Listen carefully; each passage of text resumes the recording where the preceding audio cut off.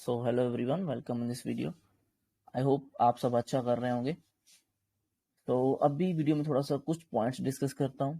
ठीक है, weekly chart से कुछ मोटे मोटे पॉइंट जो है वो एक्सप्लेन करने की कोशिश करता हूँ। जो जितनी मेरी लिमिटेड अंडरस्टैंडिंग है उसी के हिसाब से जो भी मुझे समझ आता है मैं वो आपके साथ शेयर करने की कोशिश करता हूँ।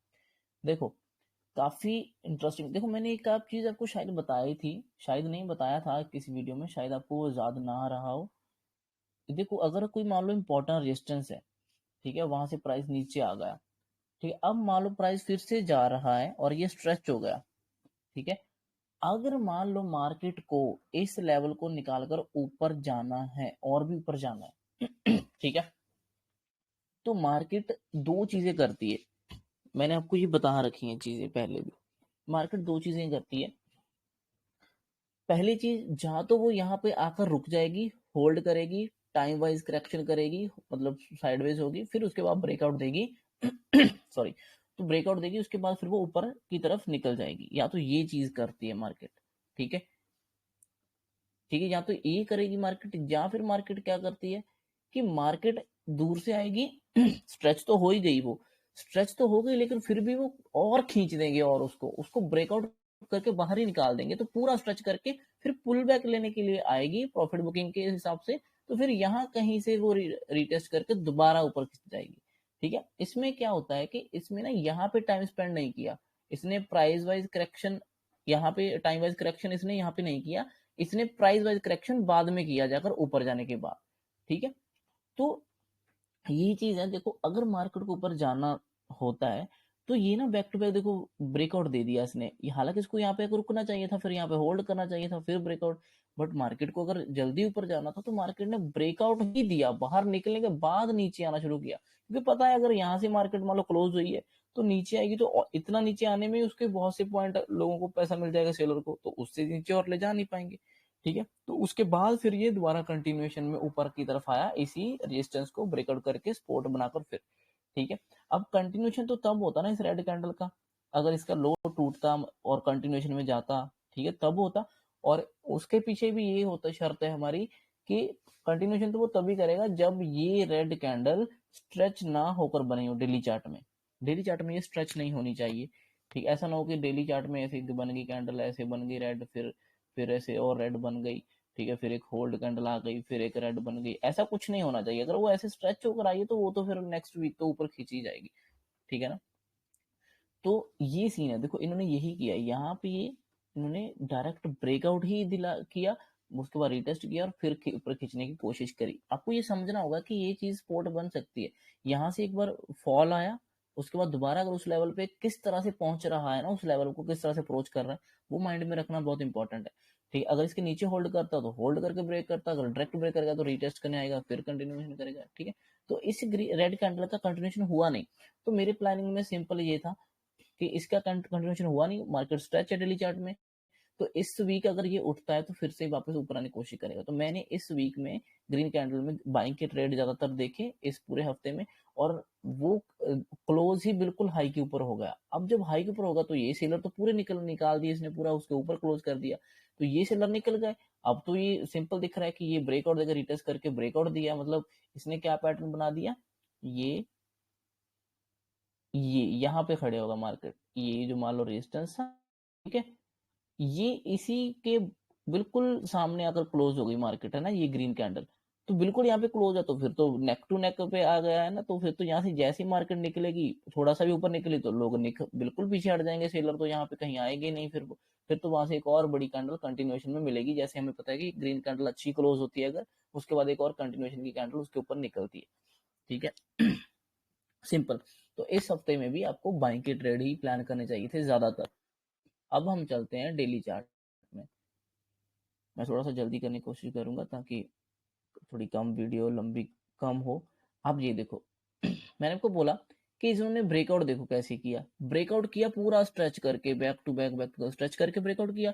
हमें पता है कैसे तो ऊपर जा ही नहीं सकता ये, ठीक है, हमें पता है कैसे नीचे आ जाता है। तो उसके बाद इसने नीचे आया, नीचे कैसे आया, ये गैप डाउन खोल दिया, फिर ऊपर ओपन हो गया। ठीक है, अब देखो करंट सेलिंग तो अब यहाँ से आ रही है, दिख रहा है, क्योंकि ग्रीन कैंडल के बाद तो यहाँ पे रेड बनी। रेड यहाँ पे क्लोज हुई, उसके बाद नीचे खुला, ऊपर को आया, रिटेस्ट किया, फिर फॉल कर दिया, बड़ा फॉल कर दिया। उसके बाद और नीचे खुला, फिर नीचे जाने की कोशिश करी सुबह, लेकिन वापस सेकंड हाफ में फिर रिवर्स हो गया। रिवर्स क्यों हुआ? हमें पता है एक रेड कैंडल, दो रेड कैंडल, तीसरे में और गैप डाउन। तो ये तो फिर वैसे ही हमें पता है कि तीसरी कैंडल रिवर्स कर जाती है, ज्यादातर टाइम वो रिवर्स कर देती है। ठीक, ऊपर से ये था एक इंपॉर्टेंट लेवल पर था, तो रिवर्स तो करना बनता था, उसका प्रॉफिट बुकिंग करना बनता था सेलर की तरफ से, तो वहां पे ग्रीन कैंडल बनेगी, है ना। तो ऐसे ही कि यहाँ पे ग्रीन कैंडल बन गई, उसके बाद नेक्स्ट डे फिर गैप अप खुल गया। जब गैप अप खुलता है, पहले अगर नीचे आएगा तो नीचे से क्लोजिंग, पिछली कैंडल क्लोजिंग से सपोर्ट मिलना शुरू हो जाएगा। ऊपर जाएगा तो वैसे ही सेलर हर रेजिस्टेंस पे सेलर आने की कोशिश करेंगे, जैसे जो भी रेजिस्टेंस आती है। ठीक है, तो ये यहाँ पे ऐसे करने लगा। तो जब ये ऊपर आया, इसने ये red candle, sorry green candle, inside candle बनाई, होल्ड किया यहाँ पे। उसके बाद ये फिर भी साइडवेज खुला और फिर नीचे आने की कोशिश करी, लेकिन नीचे ज्यादा गया ही नहीं। ठीक है, वहां पे छोटी सी कैंडल में क्लोज हो गया। तो यहाँ पे हमें समझ जाना चाहिए कि अगर इसको फॉल करना है या अंदर आना, तो इस बार इसको अंदर आ जाना चाहिए था इस जोन के, अगर वो नीचे आना होता। ठीक है, अगर वो नहीं आया तो आपको अलर्ट रहना चाहिए। अब देखो रेड कैंडल बनी है नीचे, अगर मान लो अगले दिन आना होता तो नीचे खुलना चाहिए था, खुलकर फिर कंटिन्यूशन जाना चाहिए था। ये तो खुला ही ऊपर, पूरा गैप अप खुल गया। देखो ये पूरी रेड कैंडल को इसने इनगल्फ कर लिया, बिल्कुल ऊपर खुला, तो सेलर तो वैसे पीछे हट जाएंगे अब तो।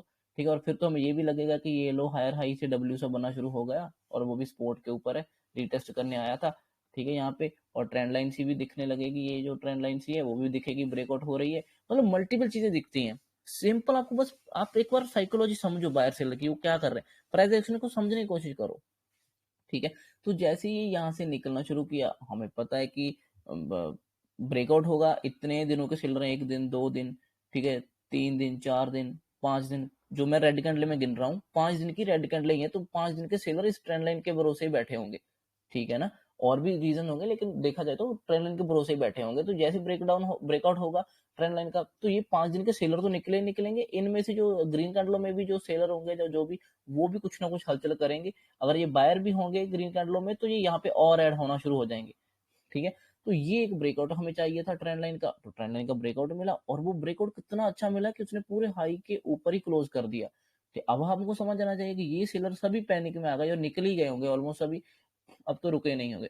ठीक है ना, अब इतनी बड़ी ग्रीन कैंडल मिल गई है, तो इसी के आगे अगर ये बहुत बड़े, मैंने बोला ना, अगर एक्स्ट्रा ऑर्डिनरी कैंडल बन जाती है, जैसे मान लो 1000-1200 पॉइंट की, तो उसके नेक्स्ट आप बहुत ज्यादा और एक्सपेक्ट नहीं करते कि और एक बड़ा और मूव मिले। अगर उसको करते भी है प्लान, तो थोड़ा सा मुझे लग रहा है कि ऑप्शन सेलिंग की साइड करना चाहिए। ठीक है, ना कि बाइंग, क्योंकि बाइंग में मूव फिर इतना मिलेगा नहीं। सेलिंग में ये होगा कि अगर थोड़ा ऊपर जाने के बाद वो साइडवेज भी हो गया, तो आपको कुछ ना कुछ मिल जाएगा। ठीक है, ये तो इतनी बड़ी कैंडल है और बिल्कुल रेजिस्टेंस के पास है, तो हमें, हमारे माइंड में दो चीजें आएंगी कि या तो ये कंटिन्यूशन कर सकता है बड़ी कैंडल के साथ, या फिर ये यहाँ पे होल्ड कर लेगा, क्योंकि इतनी बड़ी कैंडल है, इतने टाइम, इतने दिनों के बाद ब्रेकआउट दिया है, तो एकदम से ये वापस नीचे नहीं आने वाला। ठीक है, ऐसा नहीं होने वाला था। ठीक है ना, क्योंकि इतने स्ट्रॉन्ग बायर जो आए हैं, सेलर अगले दिन ही नहीं उसको पकड़ते, अगले दिन ही नहीं वो पीटना शुरू करेंगे, वो वेट करेंगे, कुछ दिन होल्ड करेगा मार्केट, उसके बाद अगर सेलर हावी होंगे तो। अब आप देखो, अब देखो, इतने में मुझे लग रहा है कि यहाँ तक अगले दिन तो चलो ये ग्रीन कैंडल थी, उसके बाद फिर ऊपर खुला, तो लोगों ने कुछ खास पार्टिसिपेट किया नहीं, प्रॉफिट बुक ही थोड़ा बहुत किया। सेलर तो एक्टिव होंगे नहीं, क्योंकि एकदम बड़ी ग्रीन कैंडल के बाद सेलर एक्टिव थोड़ी होंगे, थोड़ा सा वो देखेंगे ना कि आगे क्या हो रहा है। तो यहाँ पे थोड़ा बहुत प्रॉफिट बुकिंग हुई इन बायर की तरफ से, जो जो ऊपर लेकर गए थे। ठीक है, प्रॉफिट बुक हुआ, उसके बाद ये क्लोज होगा, तो ये हफ्ता यहाँ कहीं क्लोज हो गया था, फिर नेक्स्ट वीक स्टार्ट हुआ। अब इतने में क्या है कि मुझे दिख गई वीकली कैंडल, मुझे इतनी बड़ी ग्रीन दिख गई। ठीक है, दिख चुकी है। तो उसके बाद नेक्स्ट कैंडल तो मैं वीकली फिर से ग्रीन ही एक्सपेक्ट करूंगा ना, अगर ये मुझे ग्रीन कैंडल मिली है। ठीक है, अब ये जो ग्रीन कैंडल थी वीकली, ये इतनी स्ट्रेच तो हुई नहीं, क्योंकि ये यहाँ पे होल्ड कर रही थी पहले, तो नीचे एक ब्रेकआउट, एक कैंडल बनी, उसके बाद एक एक दो दिन और ये होल्ड किया यहाँ पे। ठीक है, तो होल्ड कर चुका, तो ये अगर होल्ड कर लिया, तो ये ग्रीन कैंडल का स्ट्रेच होने का मतलब खत्म हो गया, अब ये स्ट्रेच नहीं रहा इतना। ठीक है, और फिर नेक्स्ट वीक जब स्टार्ट हुआ, उसमें हमने देखा कि ये पूरे रेंज में ट्रेड करता रहा।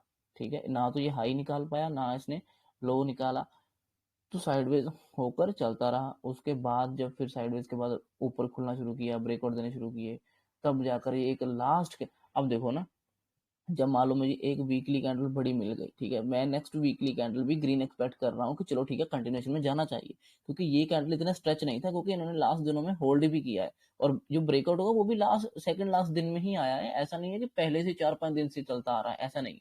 देखो ना, ये एक ही ग्रीन कैंडल है, ठीक है, उसके पहले रेड कैंडल थी, एक ही ग्रीन कैंडल है, तो एक ग्रीन कैंडल तो स्ट्रेच नहीं मानते ना हम डेली चार्ट में, इतना कुछ खास स्ट्रेच नहीं मानते, ठीक है, तो इसके बाद एक आध तो और ग्रीन कैंडल बनना चाहिए, ठीक है, तो उस हिसाब से तो हम देखते हैं।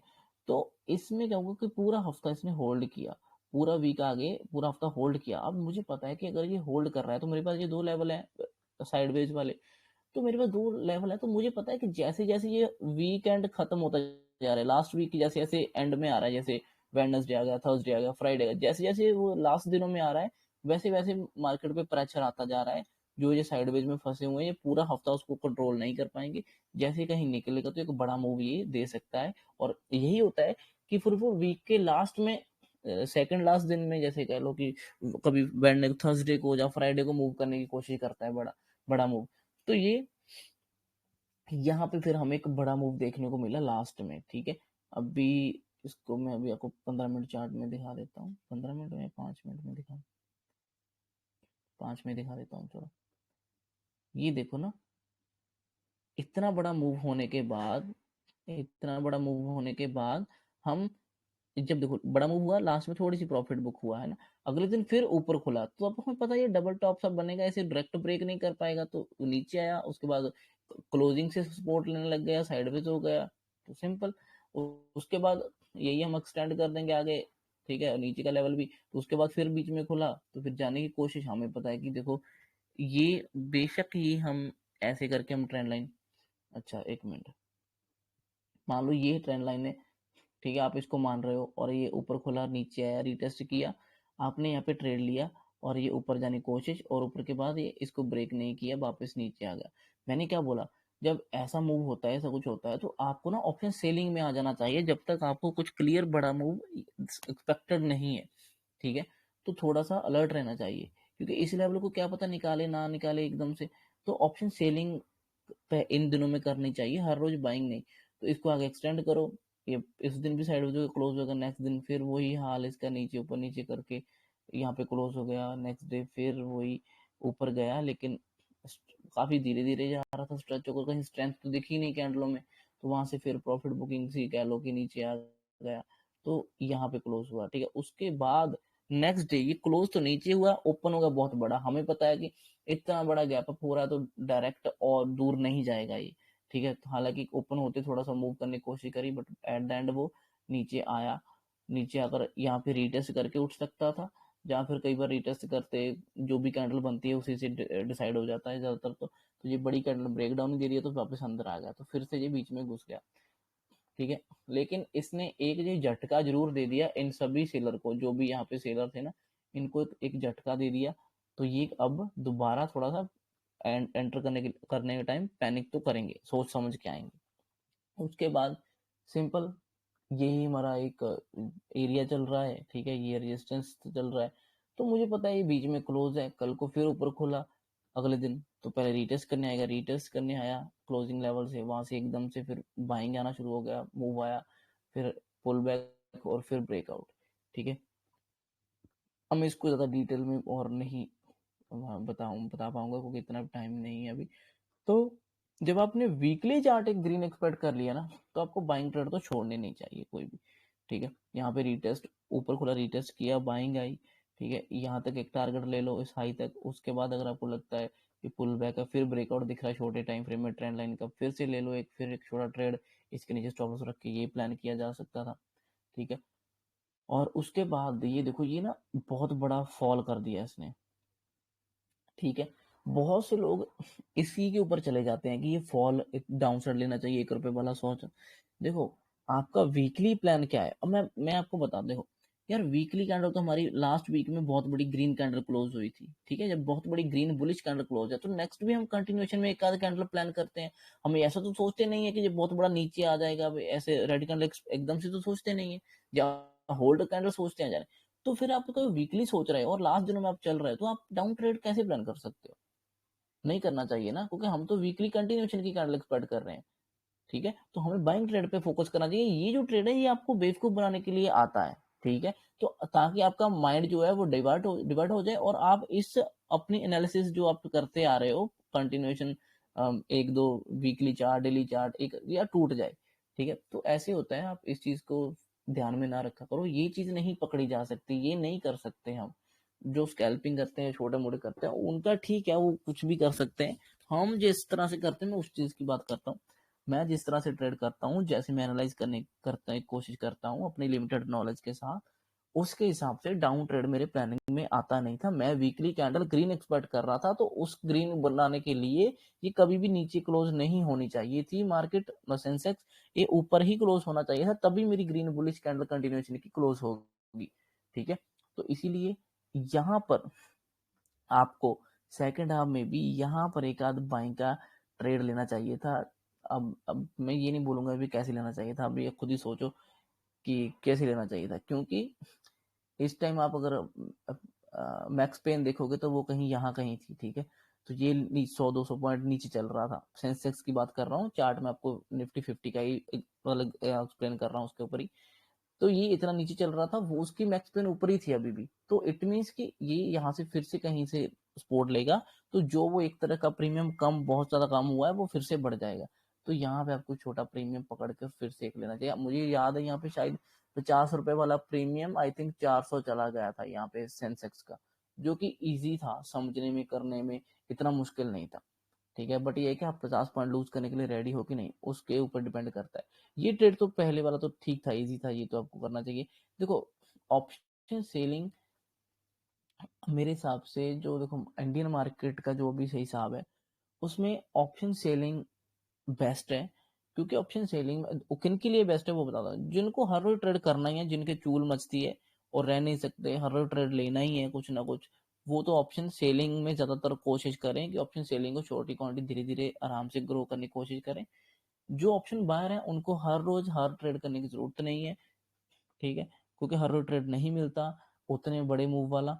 जैसे ये देखो, यहाँ पे कुछ नहीं मिला होगा ऑप्शन बायर को, क्या फंसे रहेंगे। स्कैल्पर की बात नहीं कर रहा हूँ मैं, उनकी बात कर रहा हूँ जो एक मेरे जैसा को ट्रेड करने की कोशिश करते हैं ना, कि हाँ 20 वाला ले लिया तो यार अब ये 100-150 पर तो एग्जिट करना ही है।